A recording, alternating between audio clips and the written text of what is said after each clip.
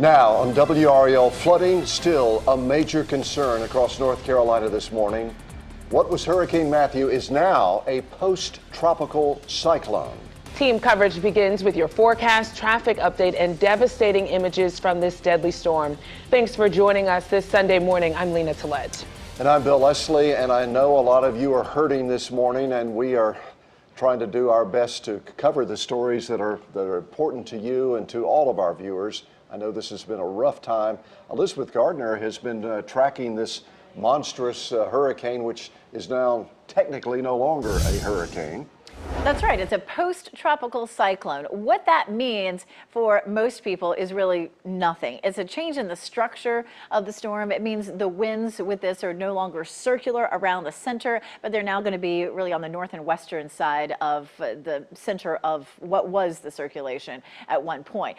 The winds are still at 75 miles per hour. That's been true for almost 24 hours now. It's moving east at 14 miles per hour. It was sitting right on top of Cape Hatteras, and now it is getting ready to head out to sea. So that is good news. We will see decreasing rain, of course, in the next few hours, but the winds are still going to be an issue for us. We take a look at the satellite picture, and of course, this no longer looks like any sort of hurricane like it did, say, even 24 hours ago. And again, that forecast track just taking it out away from us, and it does gradually weaken. Our big issue today, of course, is going to be the flooding that lingers and then winds. We may have trees fall today that didn't fall yesterday. We'll still have gusts up to 45 miles per hour. We may have additional power outages. If you didn't lose power yesterday, well, we'll just hope that you don't today, but that possibility is certainly there. We'll have sustained winds 20 to 30 miles per hour in our area. We also still have a flood warning in effect until 2 o'clock. You're still going to run into some flooded roads.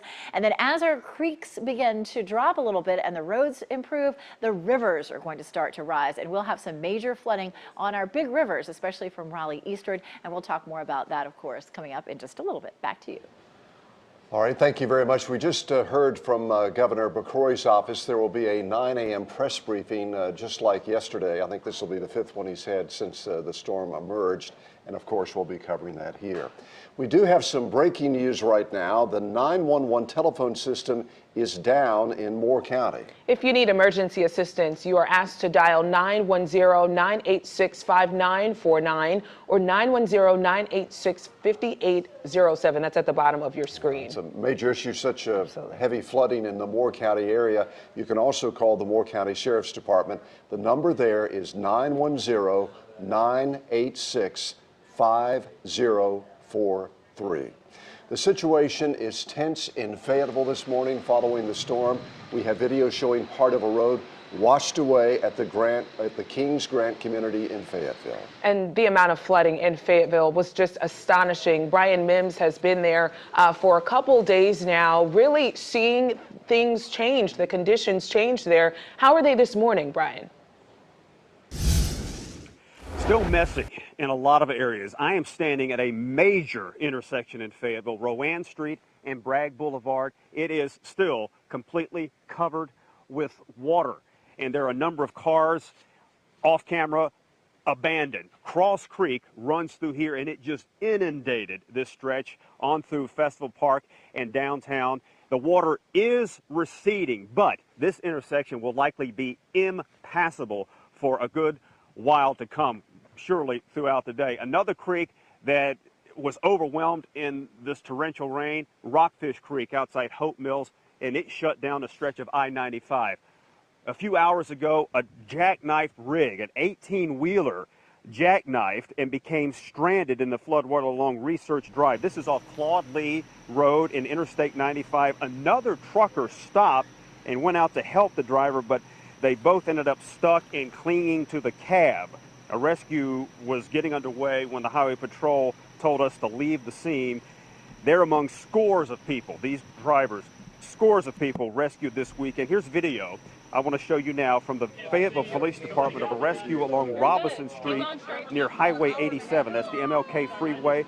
This is Saturday afternoon, and this place is where several cars became stranded. See, they rescued a little girl here who they carried away from her flooded car in tears. It just breaks your heart to see that. She, along with 2 adults, were saved from the high waters. The street is no longer flooded. Emergency officials say there have been 141 swift water rescues in Cumberland County, with 502 people saved. There were also swift water rescue teams from New York, New Jersey, and Ohio. Need to mention some shelters in Cumberland County. 4 shelters are open. 275 people checked into those shelters last night. They're at the Kiwanis Recreation Center, Smith Recreation Center, Smith Lake Recreation Center, and Southview Middle School. We are seeing some improvements, but as you can plainly see from this intersection, there are roads blocked by floodwater, namely I-95, which is closed for several miles through Cumberland County on into Robinson County. Lena and Bill? Well, you have seen some of the worst of it. Brian Mims live in Fayetteville, and that swiftwater rescue. Wow, the drama in that. Heartbreaking to see that. And today, I mean, yes, it's not going to rain, but people should still stay off the roads. They shouldn't try to risk it just because this storm has now passed through. A lot of people are waking up to high water across our region. Let's show you Vernon Malone College and Career Academy in Wake County. You could see water pouring from the doors, a sign of floating inside. Well, if you're thinking about going out, you might want to keep these images in mind. This is video of the parking lot at Crabtree Valley Mall. Of course, it has a history of flooding down there by Crabtree Creek, and we had some flooding yesterday. Julia Sims has been out and about checking on some of these water rescues in the Triangle. Julia, what are you seeing now? Well, Lena, first of all, what a difference an hour makes. We have been out here on Wake Forest Road near Six Forks an hour ago. This whole road was submerged. It's closed. It's shut down with barricades on either end. But take a look at it. The water is quickly receding, and you can see on this car, the stalled car, how the water came up to about this grill point last night. Well, these swollen creeks that have swallowed up roads have really kept swift water rescue teams busy throughout Wake County. We caught this dramatic rescue on camera about 2 o'clock this morning. A woman was headed to work on Barwell Road in the county when her car was swept off the road. She managed to call her husband, and then she had to cling to a tree until help arrived. Thankfully, she was okay. Now in Raleigh on Rose Lane, a 17-year-old, or it was firefighters rather, who needed rescuing. They had helped save a 17-year-old earlier, but the 2 firefighters and their boats got tangled in trees, and they were eventually, thankfully, pulled to safety. So again, we are seeing these creeks recede. I was checking the levels, and Crabtree Creek has receded in this area about 3 feet since 10 o'clock last night. So that's a good news, good thing. Love to hear a little bit of good news, Julia. Thank you very much. Let's take a moment to talk about the total devastation caused by Hurricane Matthew. Yeah, the storm killed at least 10 people across the United States, 3 of those deaths in North Carolina. Thousands of people are still without power in our state right now, and we could have more outages today. A message from government leaders today: don't try to remove tangled trees by yourself, because they could be tangled in power lines. Hurricane winds fan the flames in South Carolina. Take a look at this video of a fire in Cherry Grove. Just incredible. It spread to several buildings. Firefighters and members of the National Guard had to respond. No injuries, fortunately, were reported. The cause of the fire is still under investigation. Traffic a big issue today because of the flooding out there. And again, the advice everyone wants to get out there, the main message today: stay off the roads. Brian, what are you seeing on the roads this morning? Well, it all depends on where you are. As Julia said, there in Raleigh on Wake Forest Road, it started to recede there, and the conditions have improved greatly. As you take a look at it, I-40 at 540, those roads are starting to dry out a little bit, and as I came in on major roads like US 1 today, I've had no big problems. But secondary roads are a different story. This is Rogers Road in Wake Forest that is washed out, and there are a number of roads that are not just flood covered, but they are washed out. And also we have some major roads that are closed this morning. I-95 is closed in both directions near Four Oaks, Mike Road, Wilson. I-40 is closed near Benson and Warsaw, and 70 is closed this morning in both directions east of Selma. Not a comprehensive list by any means, but it shows you just how serious conditions are. Back Back to you. Thank you, Brian. 6:09, our live coverage of Hurricane Matthew damage continues on WRAL. And be sure to share storm photos and videos with us online. This is a very, very dark shot of Drive 5 in Smithfield. Make sure if you send those photos to us, use the hashtag Matthew or hashtag WRAL. I'm meteorologist Elizabeth Gardner. Of course, following Matthew's rain on the radar, let's go straight to the dual Doppler 5000, and it is almost over. You can see just a few what looks like green spots over toward Raleigh and Durham. Those are just some ground clutter. So all that's left is this band really along I-95, and it's very light at this point from Roanoke Rapids down through Edgecombe County. And as you travel southward, you can see it pretty much ends by the time it gets to, say, Goldsboro. So very little of that rain left. What I will say is winds are going to be an issue, especially over here along the Outer Banks. We're going to continue to have some strong winds. We could still have some overwash from Highway 12. We could still have gusts up to, say, 60 miles per hour, along with some storm surge in the Sounds. We'll have some gusty winds around here as well, up to 40 miles per hour, potentially some more trees down. We'll talk more about that, though, coming up in just a few minutes. Lena, Bill? Thank you very much, Elizabeth. Of course, you were talking about the concerns along the Outer Banks today and the coastal areas of North Carolina in terms of the wind. Layla Santiago actually tweeted last night that her hotel room was shaking due to that wind. Layla, how is the wind now? How have conditions changed?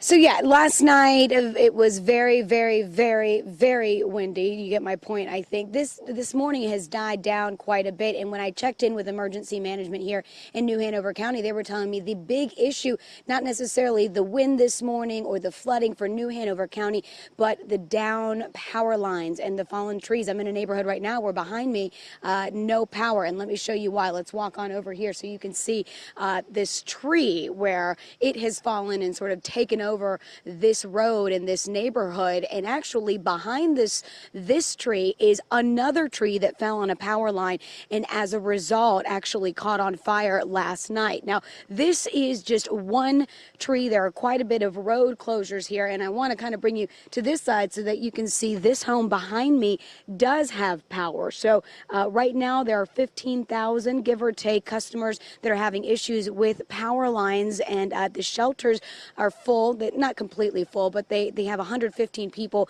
that are taking advantage of the 3 shelters that they opened last night. But again, the water receding overnight, so flooding not a huge issue here. We're told that's more of an issue in Brunswick County. As for the beach communities, Carolina Beach, Curry Beach, most of the roads have opened in that area as well. Back to you.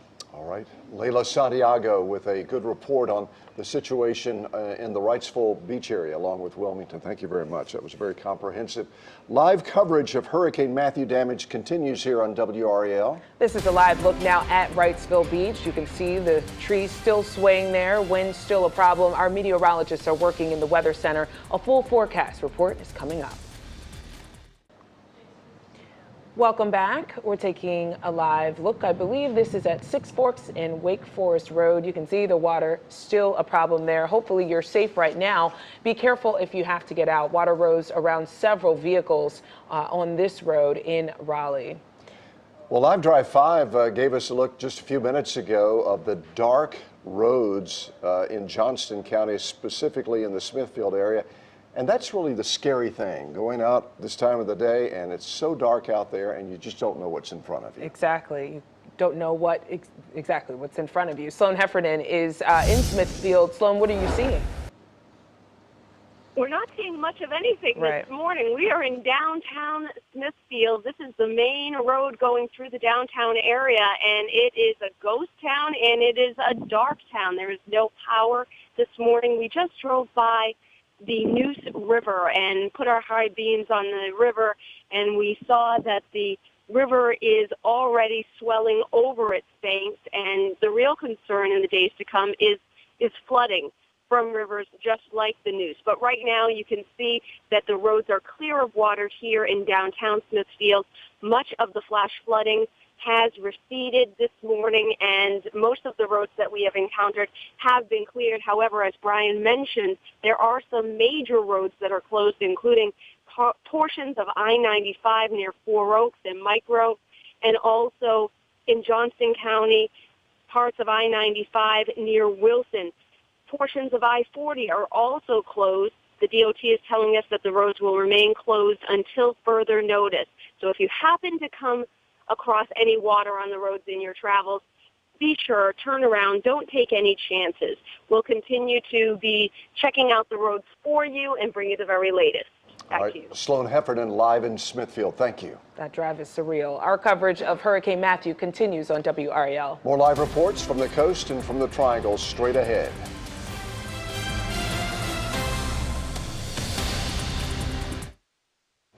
We've been getting some really incredible images and video into our newsroom. Yeah, Monica La Liberty has something from Nash County. Monica? Yeah, this first one actually involves a little bit of controversy with the Waffle House in Nash County in Nashville. You know, Waffle House is known for its 24 hours a day, 7 days a week, 365 days a year service. And ahead of the storm, the owners of Waffle House announced that they would do everything they could to keep the stores open in Florida, South Carolina, Georgia, and here in North Carolina. Well, apparently 3 employees had to be rescued by the swift water rescue teams in Nash County. So a little bit of controversy with that one. This next one is the ongoing problem we're seeing with just the flooding waters. This is down east, lots and lots of problems. We have lots of pictures on WRL.com to see the flooding down there, but this is Highway 97 there where the water breached the bridge. And then this is, I know a lot of people have visit Atlantic Beach, have vacation homes in Atlantic Beach. Boy, check out this video of downtown Atlantic Beach. This is Bayview Boulevard. Wow, the amount of water that went in there yesterday afternoon. You know, they're going to be cleaning up a lot today. Back to you guys. What a mess in Carteret County. Thank you very much, Monica. It's devastating to think of what people are going to return to. A lot of the people who ended up having to evacuate and go to shelters for good reason. Yeah. And the widespread nature of this, I mean, you know, all the way through the Triangle area, all the way to the coast and up and down the entire coast. So, I mean, just a huge chunk of North Carolina dealing with flooding today and just disastrous situations. There's a live picture over in Fayetteville where we've got water there on the roads. Looks like that bus is going to try to go through that water there, which of course we don't ever recommend. This is one thing that, you know, really gets people in trouble. Most people die during flooding because they've driven their car through a flooded road. So we don't recommend that you do that. A lot of people have been rescued from their cars in the last 12 hours. Let's take a look at the rain and where it is right now. Fortunately, it is pulling away. And for the most part, it's over in the Triangle area. There may be just a few more patchy light showers down in the Wilmington area. Still some rain up along the Outer Banks and in northeastern North Carolina. And the winds are going to be really strong here today. We have the strongest winds. The center of circulation of the storm is sitting right here just off Cape Hatteras. It's going to wrap back around, bringing some strong winds and some storm surge still today to folks around the Outer Banks. But for us, the worst is over, at least in terms of the road flooding and the streams. But now the rivers are going to start to rise. And coming up, we're going to talk more about what that's going to look like and what that means to you if you live near one of these rivers. We do have a tropical storm warning that's in effect still from the Wilmington area northward. So this still includes Wrightsville Beach, Carolina Beach, and northward up through the Outer Banks, and then just offshore waters, tropical storm warning. But all the warnings have been canceled from Cape Fear southward, and so that's certainly a piece of good news.